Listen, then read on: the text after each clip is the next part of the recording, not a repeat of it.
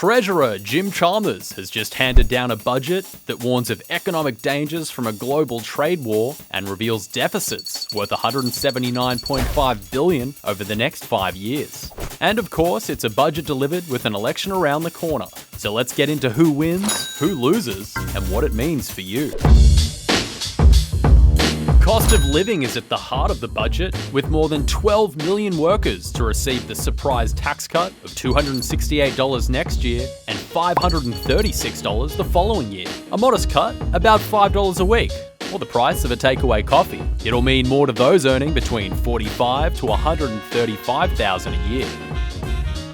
Anyone feeling trapped in a job, but is currently restricted by non-compete clauses, will be free to move into higher-paying jobs in better-performing firms. Labor is banning restrictions on moving jobs for anyone earning under $175,000, which it suggests will lift overall wages of those workers by an average of $2,500 a year. Big spending on health has been at the centerpiece of Labor's quasi-election campaign. There's a record $8.5 billion to make GP visits cheaper, $644 million to build 50 more urgent care clinics, and $1.8 billion to reduce the price of a prescription to $25. And the cost of a day at the pub will remain stagnant for 2 years. The government is freezing the indexation excise on draft beer, costing the budget $200 million. After 2 surpluses, the nation is back in the red. This year's deficit is projected to come in at $26.7 billion, growing to $42 billion the next year, then hovering in the $35 billion region.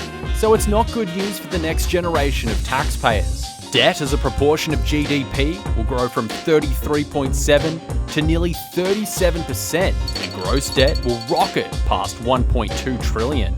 The cost of everything has risen as a global inflation outbreak took hold, but job seeker and rent assistance will not receive a top-up. The Labor government has largely resisted the big spending demands of the welfare lobby, although rental help was up last year. The skyrocketing price of cigarettes has turned smokers away from legal tobacco in droves, and that's punched a $6 billion hole in the budget. The significant excise the government slaps on cigarettes, which can cost more than $60 a pack, normally brings in billions every year. The huge growth in vaping and the illegal tobacco market has meant those tax dollars are dwindling, and that's the winners and losers in this year's budget.